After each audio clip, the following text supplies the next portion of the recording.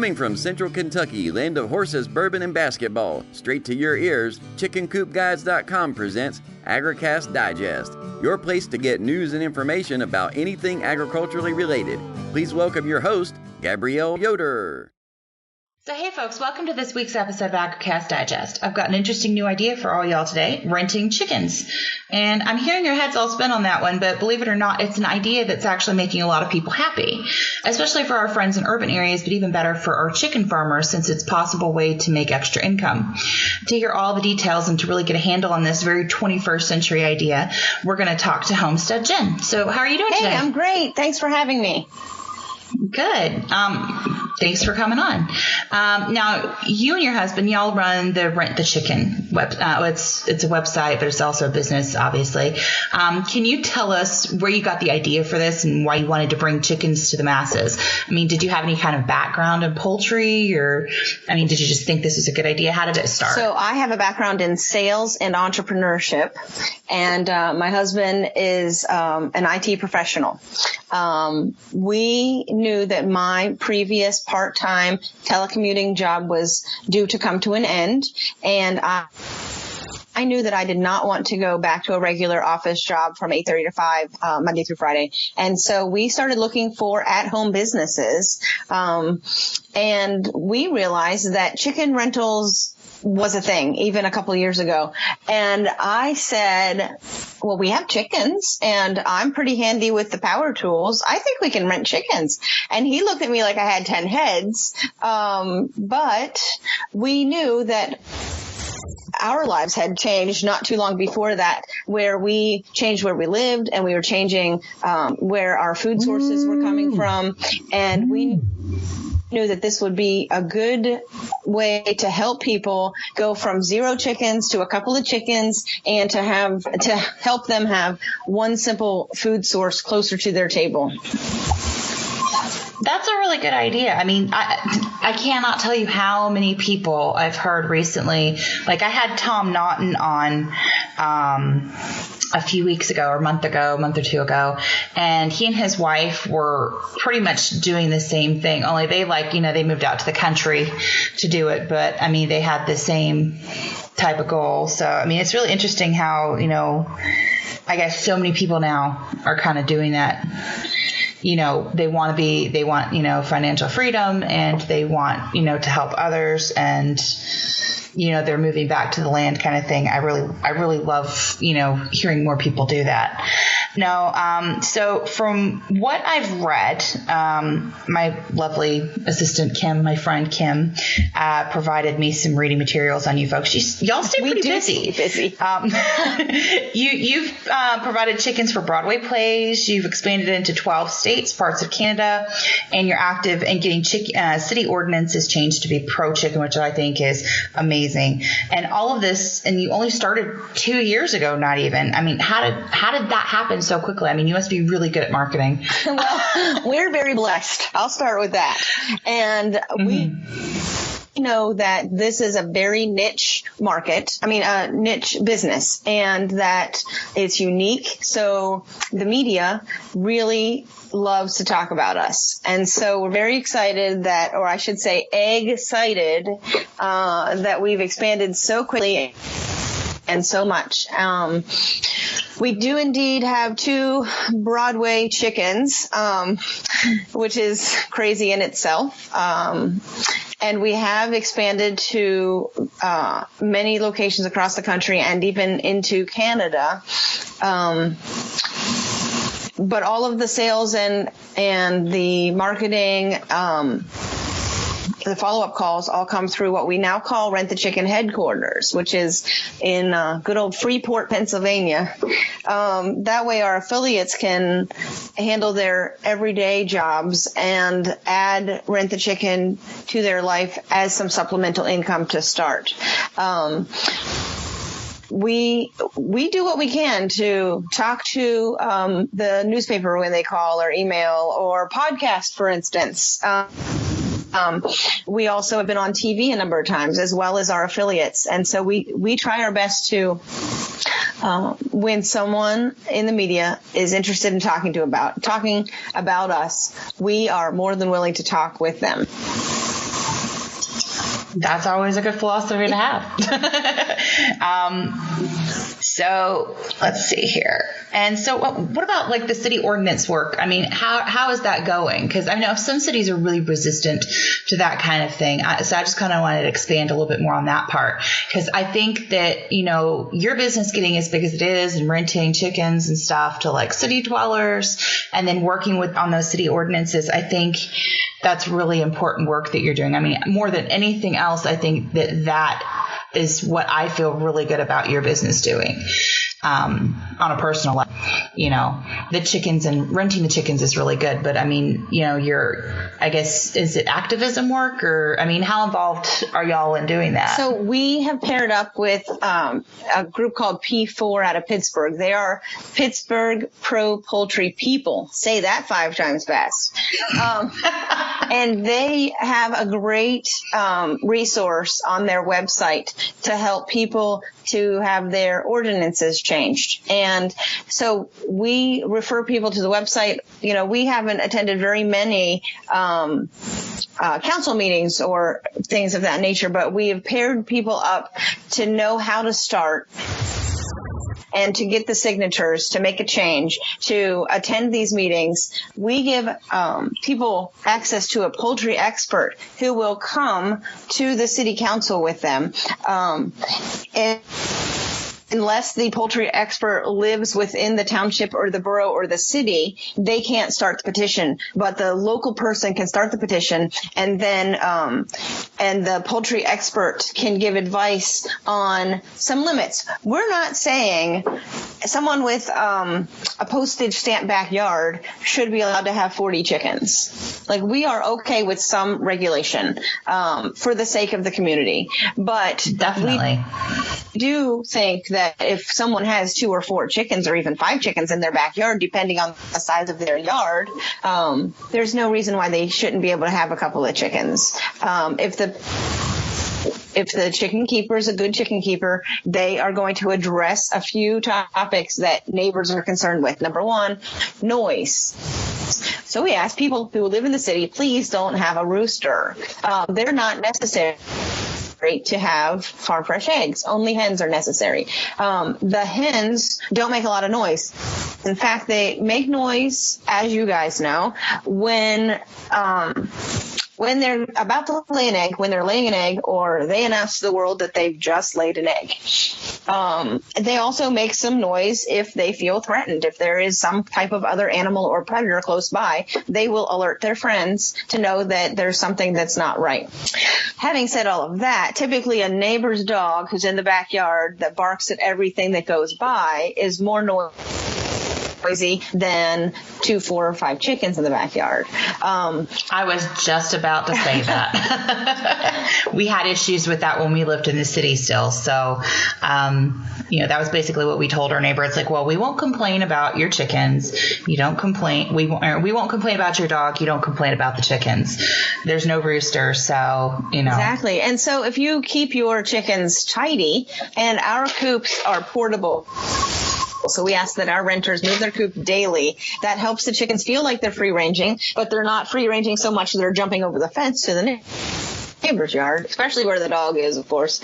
But the portable coop also makes it so the droppings aren't building up over time, causing a bigger odor, and it also makes it so the chickens don't cause a dead spot in the grass.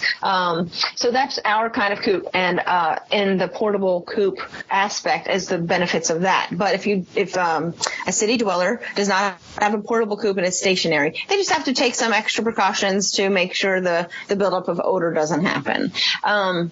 In addition to that, neighbors are also concerned with the attraction of unwanted critters, and they think that chickens attract unwanted critters, but it's not chickens. It's the bulk of the feed. So people can feed their chickens once in the morning, the amount of feed they need for the day.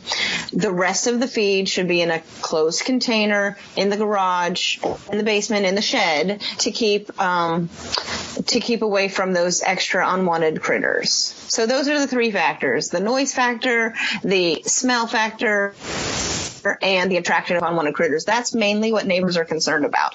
And if you can overcome those factors or those concerns to the city council or the borough board, whoever's in charge of your area, then that's where you start. You start with getting your list of signatures to change the ordinance, bring on a poultry expert, and host an event at your house, inviting the legislature.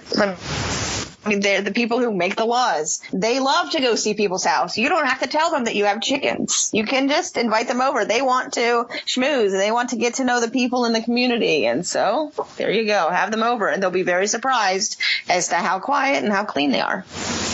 Yeah, I agree. I think chickens are also, getting chickens into urban areas is important for people to get back in touch with nature.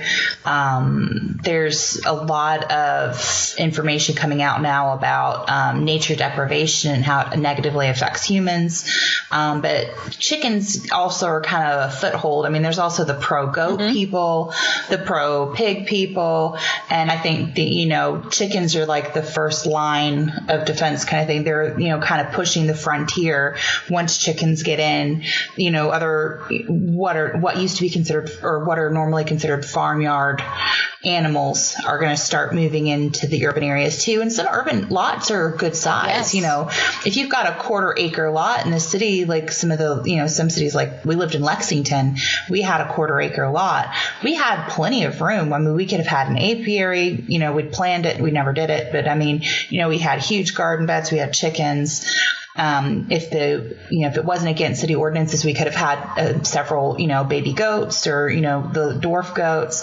So, I mean, I think that this is a really good idea. I wasn't really sold on the whole concept when I first heard about it, because I was like, rent a chicken. That's ridiculous. But then you also are not our market. I thought about it. No, but then I thought about it. My Kim was like, well, think about it from this perspective, and she started telling me some things. I'm like, okay, this is making more sense to me now. So we talked about that, and I would like to put some of the links to the organizations you work with on our website as well, on the episode page, just so folks that are listening in can get some of that good information. Oh, sure. So I will get that from you after we're done.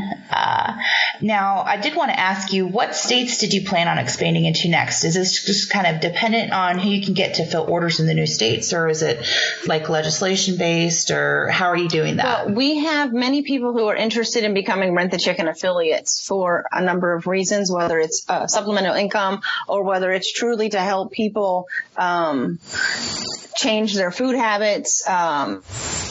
And so we have people approach us, and then we then make announcements to say that we have now on this new affiliate to serve this greater area. So right now we have 12 locations on our website, which includes our location, which is this location we started with, which is the greater Pittsburgh area. And we also have 2 locations on our website in Canada as well, Toronto and Prince Edward Island. Now, we have people who have signed the contract to join in with us who are not yet listed on the website. So I know that we have, this is late breaking news if you're ready for it. We have multiple people who have signed on. They're still finding their chickens. They're raising their chickens. As you know, it takes 4 to 6 months to raise a chicken until it's ready to lay eggs or crow, if you are so fortunate. And I say that in jest in case that didn't come through. And so it takes a little bit for someone to get ready to be a Rent the Chicken affiliate. They need to make sure they have chickens who are laying eggs who are young, and they need to build their chicken coops or have someone build them. We don't just buy a kit and assemble it. Like, we cut the lumber and we make the coops ourselves. And so we do have another location in Florida coming, location in the state of Indiana, and we have New Brunswick, Canada, British Columbia, Canada, another part of Ontario. So we have these places that are still up and coming, that also Texas, that they've signed on, but like I said, they're still getting their chickens in a row, if you will, and we'll be excited to announce those locations, probably to serve the 2016 rental season. That is great. So it really sounds like you're expanding pretty quickly. Yes. So can you kind of give us like a demographic slice, like a really good idea of what types of people use your services? I mean, maybe even some real life examples. Sure. Now, going into this, we had chickens. Our family has chickens. We have family who's on a farm. And our family really, they were like, you've got to be kidding. You should just go get that 8:30 to 5 job that you don't want to have. And so we thought we would be marketing to and having customers, the hipsters, as they're called, and they don't necessarily like being hipsters. But that's the demographic. But we've learned that it's not that. Our demographic is anywhere from a young couple, no children, young couple with children, empty nesters, retired family, retired couples, all the way to retired single women who want to have chickens. And it's not necessarily about the age or the income level, but it is about helping people make the change in this one single food source. People who want to try, but they're not wanting to make the investment on their own, and then not sure if they want to have chickens long term. And so they make a small investment with us. We bring a coop that's portable. We bring 2 or 4 chickens, depending on their interest. We bring feed for the rental period. We provide a book called Fresh Eggs Daily by Lisa Steele. And that book explains some home remedies as to if something happens to the chickens.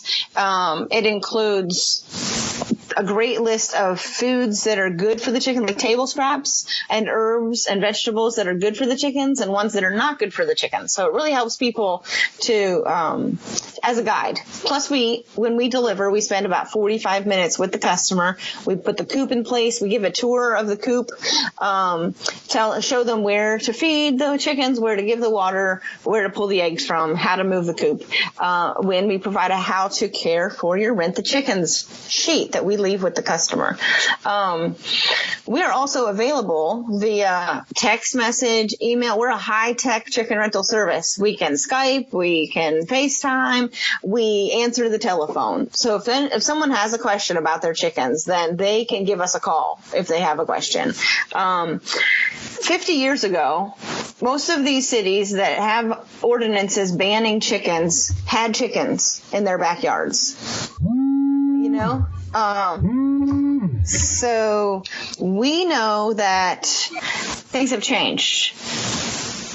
Everybody knows somebody who has a dog or a cat. So if you're venturing into getting a kitten or a puppy, you know someone who can help you.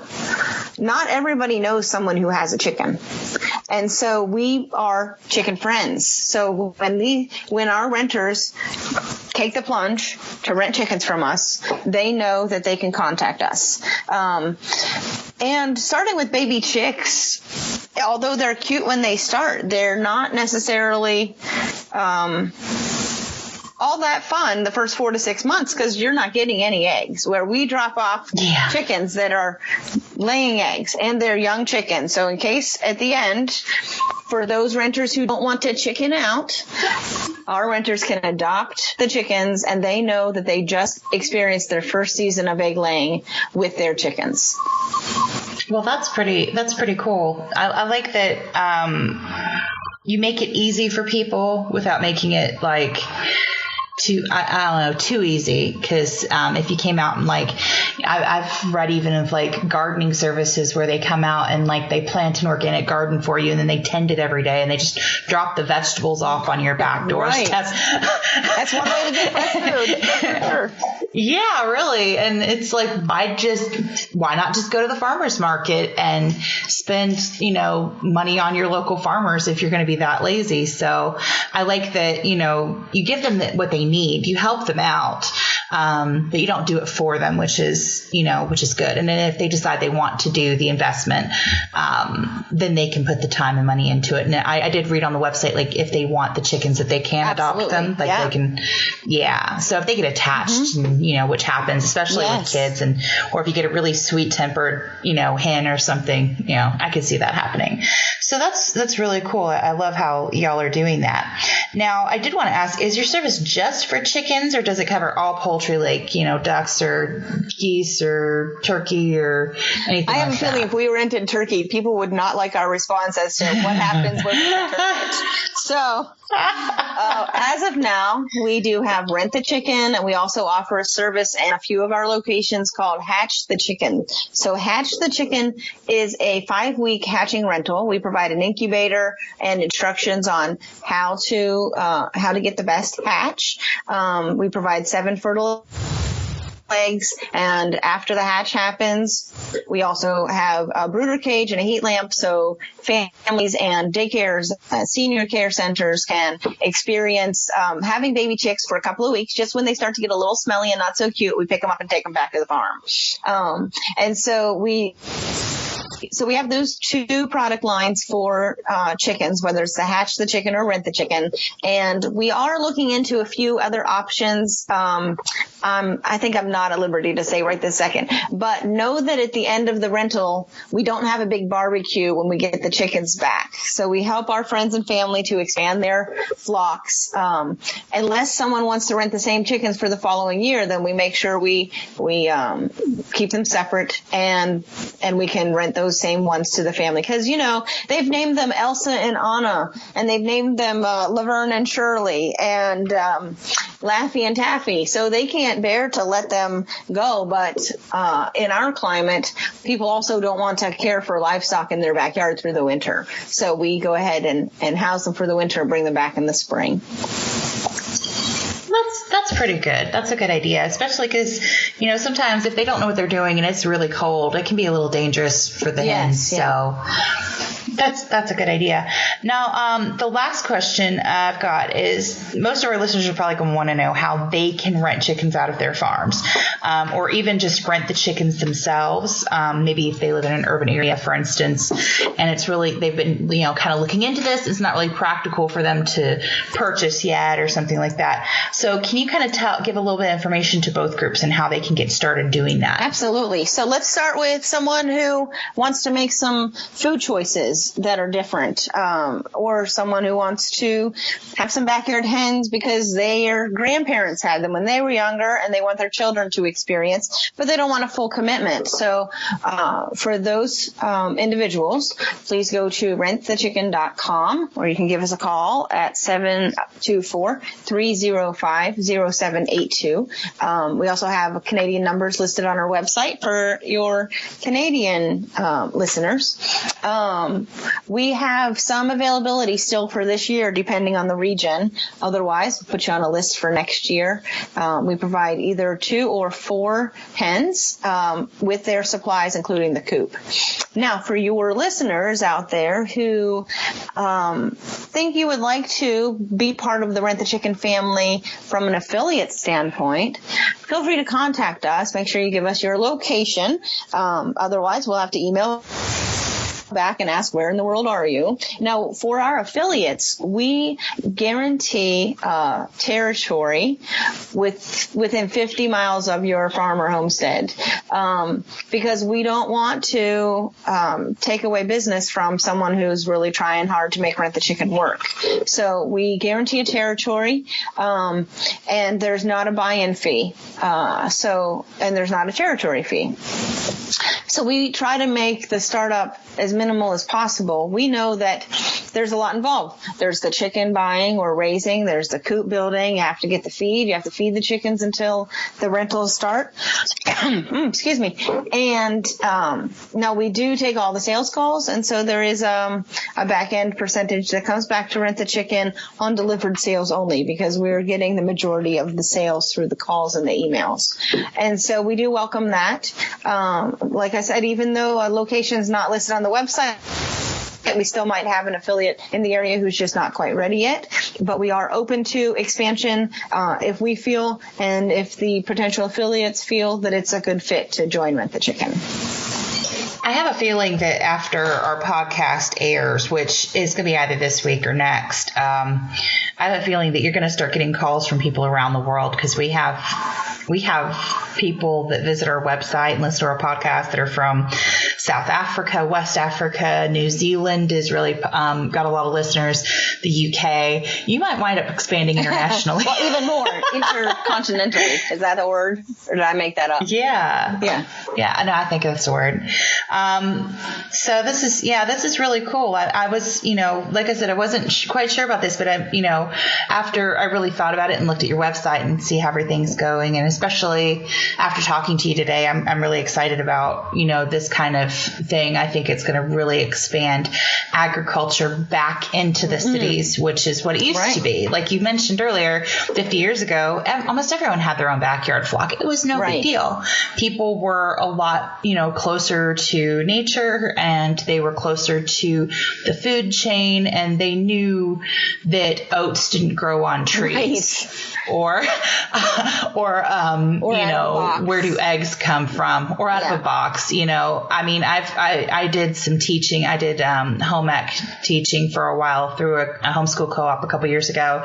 And, I brought sweet potatoes in from the garden, and I baked them and put them on a plate, and I was just skinning them when the kids came in, and they were all like, "What's that? What are you doing? What's that?" I mean, these are like 10, 12-year-old kids. And I'm like, it's a sweet potato. Yes. And I was like, how many of you know what this is without me telling you? And like 3 kids raised their hands out of 12. And these were homeschooled kids too, which are usually like a little closer to things. And I was just like, I can't believe that these kids have never seen a sweet potato before, And I was like, I think those are those things that my mom gets out of a can. And I felt so bad. And I was like, okay, kids, we're going to have to start from scratch here today. But I mean, this is, especially bringing it into schools and, others things. I really feel good about, what y'all are doing. So anyway, I wanted to say thank you for coming on. I have one more thought. We have, well, I lost one of them, but I have another thought. One of our affiliates, Harry Stoddart from the Stoddart Family Farm, we call him Homestead Harry, wrote a book called Real Dirt.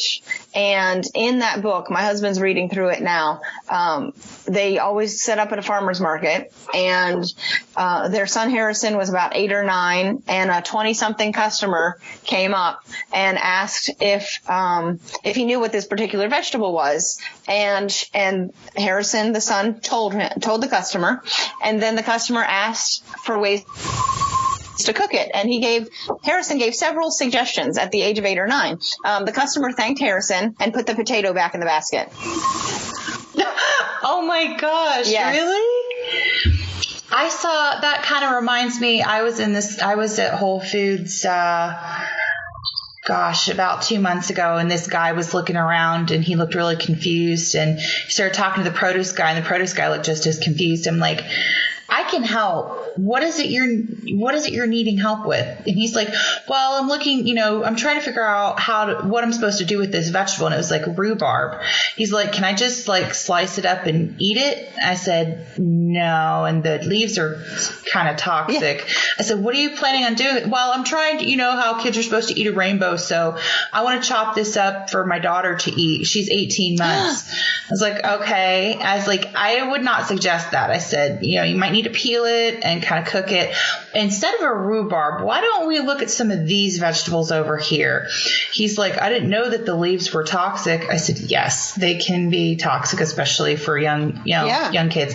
Rhubarb leaves are not something like chickens should even eat either, And so I was thinking, I'm like, my gosh, I said, people's lack of knowledge is dangerous, really, really dangerous. Right. And not just a little bit. So good that they're trying, but not so good. Yes. Not so good that they just have no clue. Yeah, and that's actually we're going to be launching I guess I'll preview it. We're in the planning stages of launching a new website about natural health, and it's going to basically be a portal for people who really want to know the knowledge, but they just have absolutely no idea how to find it. And so we're going to kind of be helping people vet, like some of the crazy stuff out there, because there's so many voices. It's so hard to separate everything out. So yeah, I guess I'll just kind of, give a little advance on that one. We weren't planning on announcing anything yet, but so for our listeners, we're going to be having something soon. So within the next 2 to 4 months, just keep your ears peeled on that one. But that's all the time we've got for today. We're running over a little bit. Sorry about that. No, it was so great talking to you. I really enjoyed talking to you today. And your website, just to let all of our listeners know, is rentthechicken.com. And we'll make sure to share that with our Facebook group, and we'll put it on our episode page. And also, if you wouldn't mind emailing me those links. Sure. And I'll make sure that those are up on our episode page as well. And for all of our listeners out there, that's all the time we have for today. So until then, good night and God bless. You've been listening to AgriCast Digest. If you like what you just heard, please share with your friends. And don't forget to go to ChickenCoopGuides.com/podcast to download transcripts and archives of this episode, as well as take advantage of any freebies or trials offered in this episode. You can then visit our private podcast Facebook page, also linked there. This has been a Bluebird Media production.